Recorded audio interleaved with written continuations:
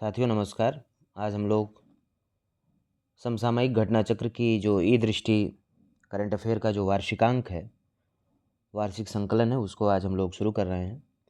और उसमें भी खास करके जो शुरुआत में जो सूक्ष्म दृष्टि है 18-20 पेज में चैप्टर वाइज है, राष्ट्रीय अंतर्राष्ट्रीय खेल आर्थिकी आदि से जुड़े हुए जो महत्वपूर्ण वर्ष भर के करंट अफेयर हैं उसको हम लोग देखेंगे।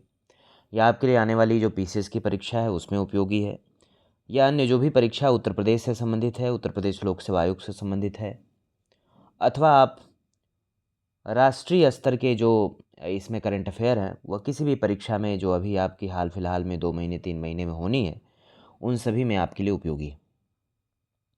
शुरू करते हैं। हमारी कोशिश है कि इस करंट अफेयर की सीरीज़ को बहुत जल्द ख़त्म कर लें, जिससे आपको रिवीजन का समय मिले और आप डिटेल में किताब लेकर के उससे भी आप पढ़ सकते हैं।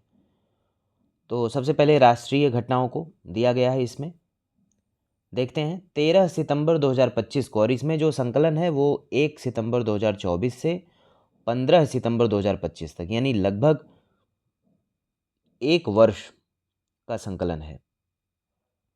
इसलिए यह बहुत आवश्यक है, बड़ा महत्वपूर्ण है। तो 13 सितंबर 2025 को प्रधानमंत्री नरेंद्र मोदी ने कहाँ पर 9,000 करोड़ रुपए से अधिक के विकास कार्यों का उद्घाटन किया? आइजोल में किया, मिजोरम। ये उतना महत्वपूर्ण फैक्ट नहीं है जितना इसके बाद वाला है कि 8,070 करोड़ रुपए से अधिक लागत वाली किस नई रेल लाइन का उन्होंने उद्घाटन किया, उसका नाम क्या है? तो बैराबी सैरांग रेल लाइन। ये बहुत महत्वपूर्ण है, ये परीक्षा में पूछा जा सकता है, क्योंकि पहली बार आइजॉल तक जो भारतीय रेल है वो पहुंच रही है, इसलिए महत्वपूर्ण फैक्ट है। अगला है कि इस ऐतिहासिक अवसर पर आइजोल पहली बार भारतीय रेल नेटवर्क से जुड़ा तो कितनी नई एक्सप्रेस ट्रेनों को हरी झंडी दिखाकर रवाना किया गया? 3 एक्सप्रेस ट्रेनों को हरी झंडी दिखाया गया। अगला जो फैक्ट है ये भी बहुत महत्वपूर्ण है। NIRF रैंकिंग जो 2025 की है, इसमें समग्र श्रेणी में कौन सा संस्थान शीर्ष पर रहा? तो इसमें IIT मद्रास, ये महत्वपूर्ण है। और यह भी आपको जानना है कि IIT मद्रास जो है वो NIRF रैंकिंग में समग्र श्रेणी में लगातार 7 वर्षों से शीर्ष पर है, यानी पहला जो स्थान है IIT मद्रास का, ये 7 वर्षों से कायम है, तो महत्वपूर्ण है ये। अगला प्रश्न है, आदिवासी भाषाओं को डिजिटल रूप से संरक्षित करने के लिए भारत का पहला AI आधारित अनुवादक कौन सा है? तो इसका सही उत्तर है आदिवाणी। तो कौन सा है? आदिवाणी, ये महत्वपूर्ण है। आदिवासी भाषाओं को डिजिटल रूप से संरक्षित करने के लिए पहला AI आधारित अनुवादक है। नीति आयोग ने हाल ही में कौन सी पहल शुरू की है? तो ABP यानी ब्रेन हेल्थ इनिशिएटिव है। हाल ही में रक्षा मंत्री राजनाथ सिंह और उत्तर प्रदेश के मुख्यमंत्री योगी आदित्यनाथ ने किसके लिए रक्षा उपकरण एवं ड्रोन निर्माण इकाई का लोकार्पण किया? कहाँ पर किया? गौतम बुद्ध नगर में। अगला प्रश्न देखते हैं। अगला फैक्ट है, national annual report and index on women's safety NARI 2025 के अनुसार भारत के महिलाओं के लिए शीर्ष 3 सबसे सुरक्षित शहर कौन से हैं? तो 3 सबसे सुरक्षित शहर कोहिमा में, विशाखापत्तनम तथा भुवनेश्वर क्रमशः हैं। अगला प्रश्न है, PM विकसित भारत रोजगार योजना की घोषणा किसने की? प्रधानमंत्री नरेंद्र मोदी ने की। कब की? 15 अगस्त 2025 को की। कहाँ से ये घोषणा हुई थी? लाल किला से। इस योजना के लिए कितने रुपए आवंटित किए गए हैं? तो लगभग 1 लाख करोड़ रुपए। इस योजना के तहत नए रोजगार पाने वाले युवाओं को 2 किस्तों में कितनी प्रोत्साहन राशि दी जाएगी? 15,000 रुपये दी जाएगी। अगला फैक्ट है, मिशन सुदर्शन चक्र की घोषणा कहाँ से की गई? ये भी लाल किले से की गई। अब ये जो नए रोजगार पाने के लिए जो युवाओं को जो 2 किस्तों में प्रोत्साहन राशि दी जाएगी, तो ये 15,000, ये भी महत्वपूर्ण है, जानना है। अब मिशन सुदर्शन चक्र को कितने वर्षों में पूरा करने का लक्ष्य है? तो 10 वर्ष, यानी 2035 तक। अगला फैक्ट देखते हैं, भारतीय रेलवे ने भारत की सबसे बड़ी मालगाड़ी का सफलतापूर्वक ट्रायल रन किया। क्या है उसका नाम? तो रुद्रास्त्र। रुद्रास्त्र जो मालगाड़ी है उसकी लंबाई कितनी है? 4.5 किलोमीटर है। यह अभी तक की सबसे बड़ी मालगाड़ी होगी। परीक्षा पे चर्चा को किस लिए गिनीज वर्ल्ड रिकॉर्ड से सम्मानित किया गया? तो यह नागरिक सहभागिता मंच पर एक माह में सर्वाधिक पंजीकरण। कितना पंजीकरण था? 3.53 करोड़ लोग उससे पंजीकृत हुए। 8वां संस्करण परीक्षा पे चर्चा, उसमें 3.53 करोड़ लोग पंजीकृत हुए। अगला फैक्ट है, भारत इलेक्ट्रिक मोबिलिटी इंडेक्स किसके द्वारा लॉन्च किया गया? नीति आयोग। यह भी परीक्षा के में महत्वपूर्ण है क्योंकि कई बार इंडेक्स या रिपोर्ट से संबंधित सवाल परीक्षाओं में पूछे गए हैं। अगला फैक्ट है, चौथी आदि कर्मयोगी क्षेत्रीय प्रक्रिया प्रयोगशाला आरपीएल का उद्घाटन कहाँ किया गया? भुवनेश्वर में। पहली, दूसरी एवं तीसरी आरपीएल का शुभारंभ कहाँ किया गया था? तो क्रमशः बेंगलुरु में, भोपाल में और देहरादून में। किस जिले में एक नया हड़प्पा स्थल खोजा गया है? तो यह जैसलमेर राजस्थान में, जुलाई 2025 में। ये फैक्ट है। यह हड़प्पा स्थल कहाँ स्थित है? तो ये रातड़िया री ढेरी। अगला प्रश्न है, अगला फैक्ट है, पिपरहवा निशानियों को कितने वर्षों के बाद भारत लाया गया? तो 127 वर्ष। पिपरहवा निशानियों की खोज कब की गई थी? 1898 में। इन निशानियों की खोज कहाँ की गई थी? तो ये पिपरहवा जो स्तूप है सिद्धार्थनगर उत्तर प्रदेश में, चूँकि उत्तर प्रदेश से जुड़ा है इसलिए यूपीपीसीएस के लिए यह बड़ा महत्वपूर्ण है। अगला प्रश्न है, अगला फैक्ट है, यह किसकी निशानियाँ हैं? तो ये भगवान बुद्ध की हैं। ये निशानियाँ किस प्राचीन शहर से संबंधित हैं? कपिलवस्तु से। भारत का पहला हिंदी माध्यम एमबीबीएस कॉलेज कहाँ स्थापित करने की घोषणा की गई? तो यह जबलपुर मध्य प्रदेश में। अगला फैक्ट है, केंद्रीय शिक्षा मंत्री धर्मेंद्र प्रधान ने कहाँ अखिल भारतीय शिक्षा समागम का उद्घाटन किया? ABSS 2025। तो यह भारत मंडपम नई दिल्ली में। यह आयोजन किसकी 5वीं वर्षगांठ के उपलक्ष्य में आयोजित किया गया? तो यह राष्ट्रीय शिक्षा नीति 2020। प्रधानमंत्री नरेंद्र मोदी ने किस स्थान पर आदि तिरुथिरई महोत्सव को संबोधित किया? तो यह गंगईकोंडा चोलपुरम तमिलनाडु। तो ये महत्वपूर्ण है, तिरुथिरई महोत्सव ये कहाँ? गंगईकोंडा चोलपुरम तमिलनाडु में ये होता है। प्रधानमंत्री ने किस चोल सम्राट के सम्मान में स्मारक सिक्का जारी किया? तो राजेंद्र चोल प्रथम। अगला फैक्ट है, बनारस लोकोमोटिव वर्क्स यानी जो BLW है ना, हाल ही में किस श्रेणी का 2500वां इलेक्ट्रिक इंजन तैयार किया? तो वेब 7 इस श्रेणी का था। अगला फैक्ट देखते हैं, वेब 7 कितने हार्स पावर का है? तो ये 6000 हार्स पावर का है। अब उपराष्ट्रपति जगदीप धनखड़ आप देखें तो बहुत न्यूज़ में थे, तो उनसे संबंधित या उपराष्ट्रपति के चुनाव से संबंधित या नए उपराष्ट्रपति से संबंधित, उपराष्ट्रपति की चुनाव प्रक्रिया से संबंधित सवाल परीक्षाओं में आ सकते हैं। उपराष्ट्रपति जगदीप धनखड़ ने अपने पद से इस्तीफा कब दिया? तो 21 जुलाई 2025 को दिया। भारतीय रचनात्मक प्रौद्योगिकी संस्थान IICT का पहला परिसर कहाँ स्थापित किया जा रहा है? तो यह मुंबई में।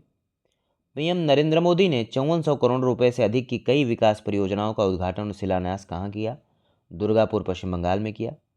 पीएम मोदी ने भारत पेट्रोलियम कॉरपोरेशन लिमिटेड की सिटी गैस डिस्ट्रीब्यूशन योजना की आधारशिला कहाँ रखी? बांकुरा और पुरुलिया जिले में। स्वच्छ सर्वेक्षण 2024-25 पुरस्कार किसने प्रदान किए? तो यह राष्ट्रपति द्रौपदी मुर्मू ने। स्वच्छ सर्वेक्षण 2024-25 में सुपर स्वच्छ लीग श्रेणी में 10 लाख से अधिक आबादी वाले शहरों की श्रेणी में कौन सा शहर पहले और दूसरे स्थान पर है? तो इंदौर, लगातार इंदौर पहले स्थान पर रह रहा है और दूसरे स्थान पर सूरत है। किंतु सुपर स्वच्छ लीग श्रेणी में 3 से 10 लाख आबादी वाले शहरों की श्रेणी में कौन शहर पहले स्थान पर है? तो इसमें नोएडा उत्तर प्रदेश का। अब ये जो स्वच्छ सर्वेक्षण होता है, यहाँ से संबंधित प्रश्न आपको परीक्षाओं में खूब देखने को मिलते हैं, इसलिए यहाँ पर विशेष फोकस करें। स्वच्छ सर्वेक्षण 2024-25 में सर्वश्रेष्ठ गंगा शहर का खिताब किसे मिला? तो प्रयागराज को मिला। यूनेस्को की विश्व धरोहर सूची में किस भारतीय संपत्ति को शामिल किया गया? तो मराठा सैन्य परिदृश्य को। मराठा सैन्य परिदृश्य में कुल कितने किले शामिल हैं? तो 12 हैं। ये किले किन राज्यों में स्थित हैं? ये महाराष्ट्र और तमिलनाडु में। प्रधानमंत्री धन धान्य कृषि योजना को कितने जिलों में लागू करने की मंजूरी दी गई है? तो 100 जिलों में। एक जिला एक उत्पाद ODOP 2024 पुरस्कार समारोह का आयोजन कहाँ किया गया? नई दिल्ली में। विदेश स्थित भारतीय मिशनों की श्रेणी में स्वर्ण पुरस्कार किस मिशन को प्रदान किया गया? भारतीय उच्चायोग सिंगापुर। श्रेणी ए के तहत किन राज्यों ने स्वर्ण पुरस्कार हासिल किया? तो आंध्र प्रदेश, महाराष्ट्र, पंजाब और उत्तर प्रदेश। श्रेणी बी में स्वर्ण पुरस्कार किस राज्य या केंद्र शासित प्रदेश को प्राप्त हुआ? तो जम्मू और कश्मीर।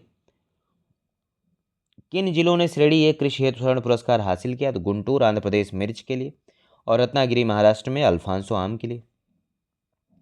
अगला फैक्ट है 75वें प्रधानमंत्री दिव्याशा केंद्र का उद्घाटन कहाँ किया गया? तो यह राजकीय मेडिकल कॉलेज बदायूं उत्तर प्रदेश में किया गया। राष्ट्रपति द्रौपदी मुर्मू ने राज्यसभा के लिए किन 4 सदस्यों को नामित किया राज्यसभा के लिए? तो इसमें उज्ज्वल निकम जो कि अधिवक्ता, मीनाक्षी जैन इतिहासकार, हर्षवर्धन श्रृंगला पूर्व विदेश सचिव और सी सदानंद मास्टर जो है ये सामाजिक कार्यकर्ता। इन लोगों को 4 सदस्यों को राष्ट्रपति ने जो है नामित किया। अगला फैक्ट है कोल इंडिया लिमिटेड की पहली पूर्ण रूप से महिला संचालित डिस्पेंसरी कहाँ शुरू हुई? तो यह बिलासपुर छत्तीसगढ़ में शुरू हुई।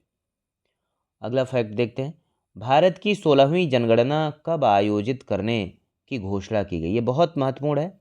जनगणना से संबंधित सवाल बहुत परीक्षा में पहले से भी खासकर कि यूपी पीसीएस में पूछे जाते रहे। तो ये ध्यान देने वाली बात है कि भारत की 16वीं जनगणना जो है वो वर्ष 2027 में आयोजित करने की घोषणा की गई। 16वीं जनगणना कितने चरणों में होगी? तो यह 2 चरणों में होगी। तलाश पहल किसके लिए शुरू की गई? तो यह एकलव्य मॉडल आवासीय विद्यालयों के आदिवासी छात्रों के लिए तलाश पहल शुरू की गई है।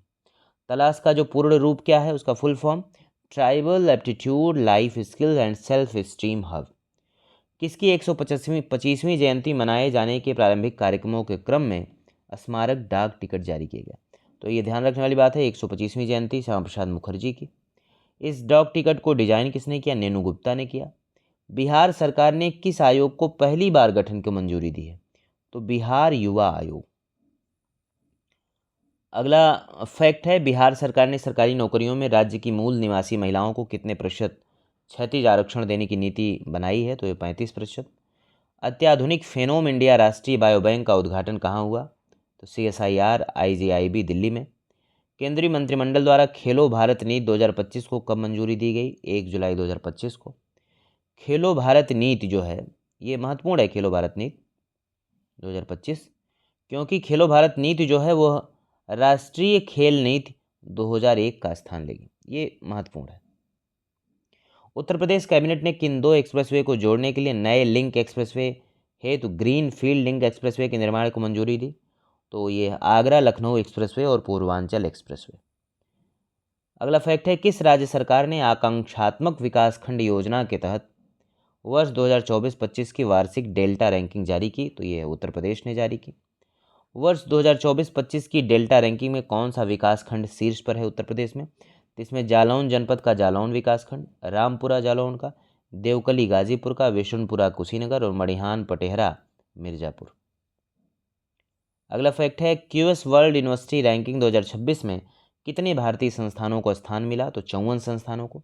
इस रैंकिंग में भारत का जो शीर्ष रैंकिंग संस्थान है वो IIT दिल्ली है, 123वां स्थान है। एरिक्सन ने अपनी पहली भारत निर्मित एंटीना प्लांट कहाँ शुरू की? तो यह BBDNS global innovation park Manesar Haryana में। अगला फैक्ट है देश का सबसे बड़ा ऑटोमोबाइल गति शक्ति मल्टी मॉडल कार्गो टर्मिनल कहाँ उद्घाटित किया गया? तो यह मारुति सुजुकी इंडिया लिमिटेड जो मानेसर हरियाणा में है वहाँ पर उद्घाटित हुआ। अगला फैक्ट है भारत में पहली बार मोबाइल आधारित वोटिंग किस राज्य में शुरू की गई? तो यह बिहार में शुरू की गई। अगला फैक्ट है स्थानीय निर्वाचन के इतिहास में वोटिंग से बिहार में मतदान किया गया। देश में वोटर मतदाता होने का गौरव किसे प्राप्त हुआ? तो विभा कुमारी जो नगर पालिका पकड़ी दयाल जिला पूर्वी पंचारण में। तो वोटिंग जो है सबसे पहले बिहार में वोटिंग से मतदान किया गया। अगला फैक्ट है भारत ने किस शहर को यूनेस्को क्रिएटिव सिटीज़ नेटवर्क की गैस्ट्रोनॉमी श्रेणी के लिए नामित किया? तो यह लखनऊ को नामित किया गया। अगला फैक्ट है हिमाचल प्रदेश में पहली बार हींग की खेती की शुरुआत कहाँ की गई है? लाहौल स्पीति में। यह संस्थान किस के द्वारा शुरू किया गया? तो हिमालय जैव संपदा प्रौद्योगिकी संस्थान पालमपुर। नागरिक पंजीकरण प्रणाली 2022 पर आधारित भारत के महत्वपूर्ण आंकड़े रिपोर्ट के अनुसार किस राज्य में जन्म के समय सबसे कम लिंगानुपात दर्ज किया गया? तो बिहार में 891। किन राज्यों में सबसे अधिक लिंगानुपात दर्ज किया गया? तो सबसे कम लिंगानुपात बिहार में है 891, और सबसे अधिक लिंगानुपात नागालैंड में 1068, अरुणाचल में 1036, लद्दाख में 1027, मेघालय में 972 और केरल में 971। अगला फैक्ट है, लोकपाल का नया आदर्श वाक्य मोटो क्या है? तो यह है नागरिक सशक्तिकरण, भ्रष्टाचार उजागरीकरण। प्रधानमंत्री नरेंद्र मोदी ने भगवान बिरसा मुंडा की किस पुण्यतिथि पर श्रद्धांजलि अर्पित की? बिरसा मुंडा की तो 125वीं पुण्यतिथि पर, यह महत्वपूर्ण है। राष्ट्रीय हल्दी बोर्ड मुख्यालय का उद्घाटन कहाँ किया गया? तो निजामाबाद, तेलंगाना में। और अंतर्राष्ट्रीय आलू केंद्र जो है उसने दक्षिण एशियाई क्षेत्रीय केंद्र कहाँ स्थापित करने की घोषणा की? तो सिंगना, उत्तर प्रदेश। चूँकि उत्तर प्रदेश में स्थापित करने की घोषणा हुई, इसलिए यूपी पीसीएस के लिए यह महत्वपूर्ण है। अगला फैक्ट है, गूगल ने एशिया प्रशांत क्षेत्र में अपना पहला गूगल सुरक्षा इंजीनियरिंग केंद्र कहाँ स्थापित किया? तो हैदराबाद, तेलंगाना में। त्रिपुरा को किस कार्यक्रम के अंतर्गत पूर्ण कार्यात्मक साक्षर राज्य घोषित किया गया? तो उल्लास नव भारत साक्षरता कार्यक्रम है। त्रिपुरा किन राज्यों के बाद पूर्ण कार्यात्मक साक्षरता हासिल करने वाला तीसरा राज्य बना? तो त्रिपुरा जो है पूर्ण साक्षरता कार्यात्मक साक्षरता हासिल करने वाला मिजोरम और गोवा के बाद तीसरा राज्य बना। देश में पहली योग नीति किस राज्य ने जारी की? तो उत्तराखंड ने, भी महत्वपूर्ण है। अगला फैक्ट है, प्रधानमंत्री नरेंद्र मोदी ने नई दिल्ली में किन दो महानतम आध्यात्मिक और नैतिक नेताओं के मध्य ऐतिहासिक वार्तालाप के शताब्दी समारोह को शुभारंभ किया? तो श्री नारायण गुरु और महात्मा गांधी, ये महत्वपूर्ण है। शताब्दी समारोह श्री नारायण गुरु और महात्मा गांधी। यह ऐतिहासिक वार्ता 12 मार्च 1925 को किस स्थान पर हुई थी? शिवगिरी मठ, तिरुवनंतपुरम, केरल में हुई थी। किस राज्य ने आयुष्मान भारत डिजिटल मिशन के कार्यान्वयन में देश में प्रथम स्थान प्राप्त किया? तो बिहार ने। अगला फैक्ट है, जम्मू कश्मीर में पीएम मोदी द्वारा अनावरण किया गया दुनिया का सबसे ऊंचा रेलवे आर्क ब्रिज। दुनिया का सबसे ऊंचा रेलवे आर्क ब्रिज, तो ये मोस्ट इंपॉर्टेंट फैक्ट है, ये ध्यान रखने वाली बात है। चिनाब ब्रिज जो है इसका अनावरण किया गया 6 जून 2025 को। यह दुनिया का सबसे ऊंचा रेलवे आर्क ब्रिज है। अगला देखते हैं फैक्ट, कौन सा प्रमुख रेल लिंक राष्ट्र को समर्पित किया गया? तो Udhampur Srinagar Baramulla rail link. PM Modi द्वारा कौन सी 2 वंदे भारत ट्रेनों को झंडी दिखाकर रवाना किया गया? तो इसमें कटरा श्रीनगर और श्रीनगर कटरा। अगला फैक्ट है, प्रधानमंत्री नरेंद्र मोदी ने भारत के किस पहले केबल स्टे रेल ब्रिज का उद्घाटन किया? तो अंजी ब्रिज का। हाल ही में भारत के किन 2 वेटलैंड्स को रामसर साइट्स की सूची में शामिल किया गया? तो इसमें खींचन फलोदी की और मेनार आर्द्रभूमि कॉम्प्लेक्स, उदयपुर, राजस्थान। प्रधानमंत्री नरेंद्र मोदी के आमंत्रण पर किस देश के राष्ट्रपति सैंटियागो पेन पालासियोस ने भारत की यात्रा की? तो पैराग्वे। भारत को किस संगठन के लिए 2026 से 28 के कार्यकाल के लिए चुना गया है? तो यह संयुक्त राष्ट्र आर्थिक और सामाजिक परिषद। आईआईसीए का पहला क्षेत्रीय परिसर कहाँ स्थापित किया जा रहा है? न्यू शिलांग टाउनशिप, मेघालय में। भारत की अपनी तरह की पहली चेरी कार्गो ट्रेन किन 2 स्थानों के बीच शुरू हुई? कटरा जम्मू कश्मीर से बांद्रा मुंबई के बीच। किस भारतीय कंपनी ने 20 जनवरी 2025 को नया गिनीज वर्ल्ड रिकॉर्ड बनाया? तो एलआईसी ने। एलआईसी ने कौन सा रिकॉर्ड हासिल किया? तो एक ही दिन में जारी की गई जीवन बीमा पॉलिसी की सर्वाधिक संख्या, यानी 5,88,107 पॉलिसियाँ। अगला फैक्ट है, भारत की अपनी तरह की पहली स्वदेशी रूप से विकसित सरकारी वित्त पोषित एआई आधारित multi modal large language model LLM का क्या नाम है? तो इसका नाम है भारत जेन। प्रधानमंत्री ने देवी अहिल्याबाई महिला सशक्तिकरण महासम्मेलन को कहाँ संबोधित किया? भोपाल में, मध्य प्रदेश। लोकमाता देवी अहिल्याबाई होलकर की कौन सी जयंती मनाई जा रही है? ये महत्वपूर्ण है, अहिल्याबाई होलकर की 300वीं जयंती मनाई जा रही है। प्रधानमंत्री नरेंद्र मोदी ने किस विद्युत परियोजना की पहली इकाई 660 मेगावाट को राष्ट्र को समर्पित किया? तो घाटमपुर ताप विद्युत परियोजना है। घाटमपुर जो ताप विद्युत परियोजना है कहाँ स्थित है? तो यह कानपुर नगर, उत्तर प्रदेश में स्थित है। महत्वपूर्ण है ये फैक्ट, यूपी पीसीएस के लिए खास करके। Rising north east investor summit 2025 का उद्घाटन किसने किया? तो प्रधानमंत्री नरेंद्र मोदी। यह समिट कहाँ आयोजित हुई? भारत मंडपम, नई दिल्ली में। अगला फैक्ट है, केंद्रीय औद्योगिक सुरक्षा बल से माउंट एवरेस्ट पर पहुंचने वाली पहली व्यक्ति कौन बनी? तो यह गीता समोता बनी। चुनाव आयोग ने एक मतदान केंद्र पर अधिकतम मतदाताओं की संख्या 1500 से घटाकर कितनी कर दी? 1200। नीति आयोग की शासी परिषद की 10वीं बैठक की अध्यक्षता किसने की? नरेंद्र मोदी, प्रधानमंत्री ने। और 10वीं शासी परिषद की बैठक का विषय क्या है? तो इसका विषय है विकसित भारत 2047 के लिए विकसित राज्य। तो ये महत्वपूर्ण है, बैठक भी महत्वपूर्ण है और उसका विषय भी, शासी परिषद की बैठक का विषय भी बहुत महत्वपूर्ण है। अगला फैक्ट है, पूर्ण कार्यात्मक साक्षर घोषित किया जाने वाला पहला भारतीय राज्य कौन सा है? तो यह महत्वपूर्ण है, मिजोरम है। सार्वजनिक क्षेत्र के किन 3 उद्यमों को मिनी रत्न का दर्जा मिला? तो इसमें munitions India limited, MIL, armoured vehicles Nigam limited AVNL और इंडिया ऑप्टेल लिमिटेड IOL, इनको मिला। दिन के समय बिजली की पूरी मांग को सौर ऊर्जा से पूरा करने वाला भारत का पहला जिला कौन बना? तो ये दीव जिला जो है वो दिन के समय बिजली की पूरी मांग को सौर ऊर्जा से पूरा करने वाला भारत का पहला जिला बना। महत्वपूर्ण फैक्ट। अगला है कि मार्च 2025 में जारी भारत में नदी डॉल्फिन की जनगणना के अनुसार किस राज्य में सर्वाधिक नदी डॉल्फिन पाई गई? ये बड़ा महत्वपूर्ण है। खास करके भारत में जो नदी डॉल्फिन की जनगणना की गई उसमें सर्वाधिक नदी डॉल्फिन पाई गई उत्तर प्रदेश में, कुल 2397, बहुत महत्वपूर्ण है। इसके बाद क्रमशः दूसरे और तीसरे स्थान पर बिहार है 2220, पश्चिम बंगाल 815। अगला फैक्ट है, राष्ट्रीय प्रौद्योगिकी दिवस पर भारत में सीमेंट क्षेत्र के लिए पहला CCU टेस्ट बेड क्लस्टर किसने लॉन्च किया? तो विज्ञान और प्रौद्योगिकी विभाग ने। भारत में स्वतंत्र परिसर स्थापित करने वाला पहला अमेरिकी विश्वविद्यालय कौन होगा? तो यह Illinois Institute of Technology. Illinois Tech का मुख्य परिसर कहाँ स्थित है? शिकागो में। सुरक्षा बलों ने छत्तीसगढ़ तेलंगाना सीमा पर कौन सा नक्सल विरोधी अभियान चलाया? तो यह चलाया था ऑपरेशन ब्लैक फॉरेस्ट। ये भी बहुत न्यूज में था, इसलिए परीक्षा की दृष्टि से बड़ा महत्वपूर्ण है। कहाँ चलाया गया था? छत्तीसगढ़ तेलंगाना सीमा पर। बिहार सरकार ने गया का नाम बदलकर क्या करने का निर्णय लिया? तो गया जी। भारत का पहला हाइड्रोजन ईंधन सेल चालित ट्रक किसने लॉन्च किया? तो अडानी एंटरप्राइजेज ने। हाइड्रोजन फ्यूल सेल ट्रक खनन कार्य हेतु किस क्षेत्र में लॉन्च किया गया? तो रायपुर, छत्तीसगढ़ में। भारत सरकार ने प्रतिवर्ष किस तिथि को आधिकारिक रूप से आयुर्वेद दिवस मनाने का निर्णय लिया?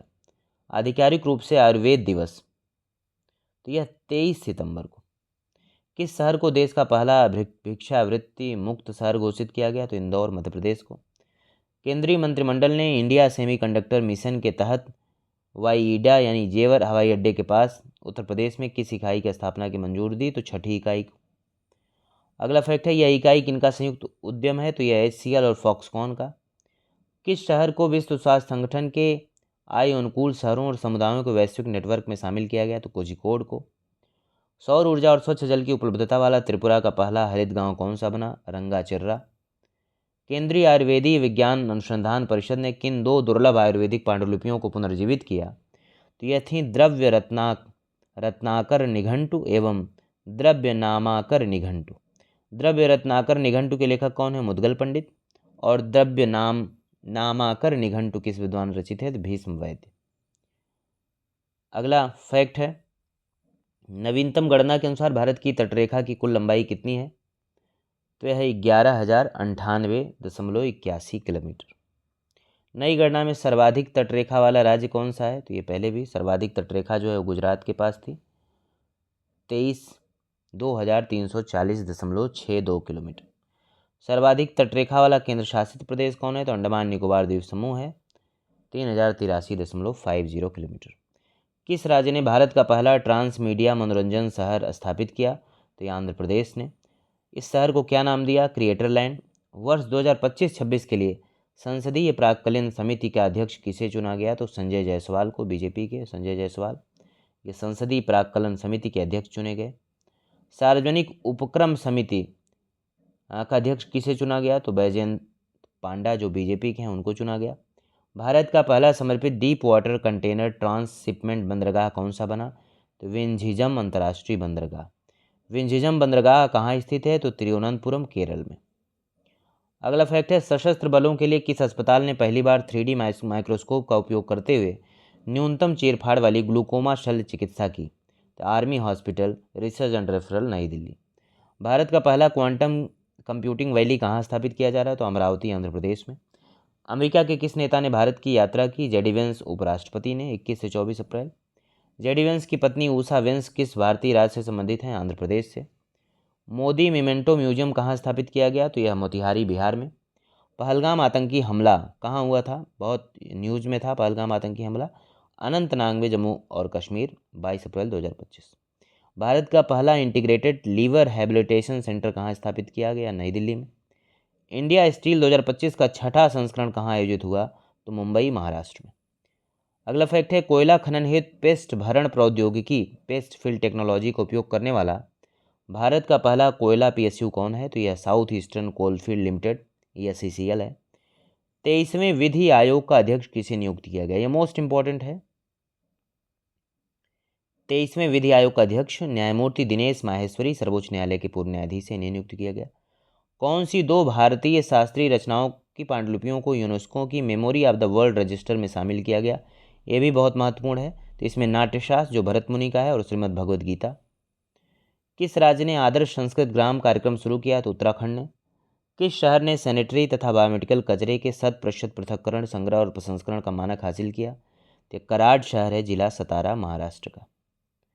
अगला फैक्ट है, प्रधानमंत्री नरेंद्र मोदी ने उत्तर प्रदेश के कितने पारंपरिक उत्पादों को जीआई टैग प्रमाण पत्र वितरित किया?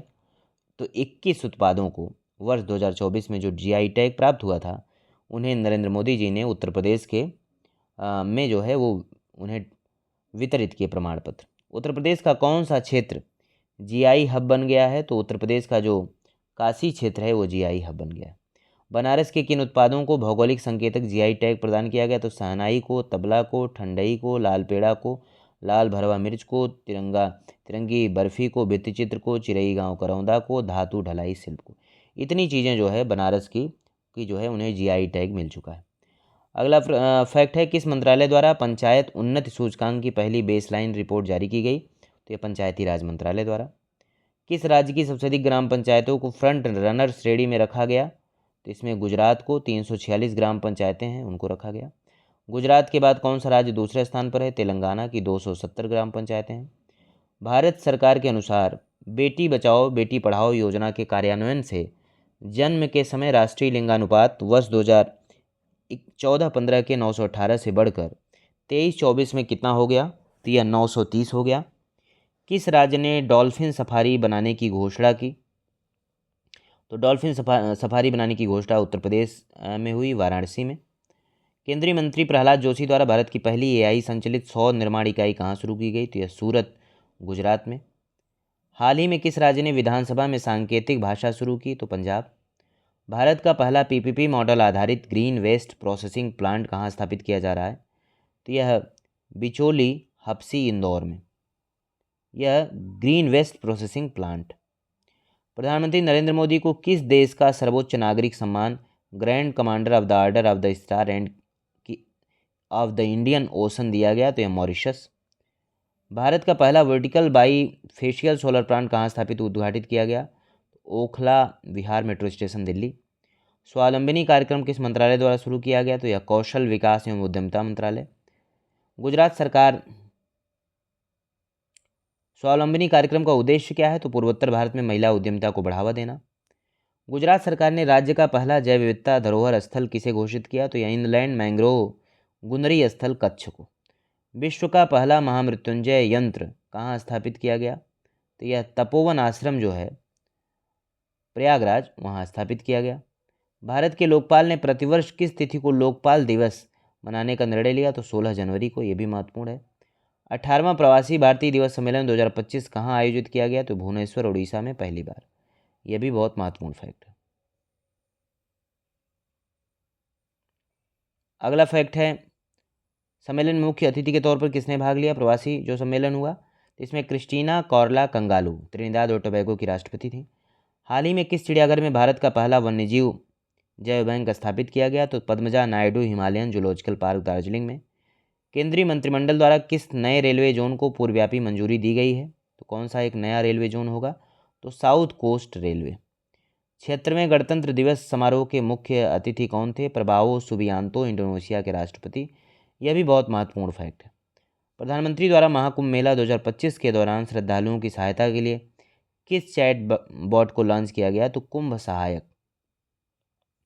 मुख्यमंत्री योगी आदित्यनाथ द्वारा उद्घाटित प्रयागराज में महाकुंभ 2025 के लिए नए बहुरंगी लोगों में क्या दर्शाया गया? तो पौराणिक समुद्र मंथन से निकले एक अमृत कलश को। लोगों की डिजाइन में क्या शामिल किया गया? अक्षयवट वृक्ष, एक मंदिर, एक दृष्टा, एक कलश और भगवान हनुमान की तस्वीर। ये चीज़ें उसमें थी। तो हम लोग राष्ट्रीय जो घटनाएं हुई थी साल भर की, जो महत्वपूर्ण घटनाएं संक्षिप्त में, उसे देख लिए। अब अंतर्राष्ट्रीय घटनाओं को नेक्स्ट वीडियो में कवर करेंगे। धन्यवाद।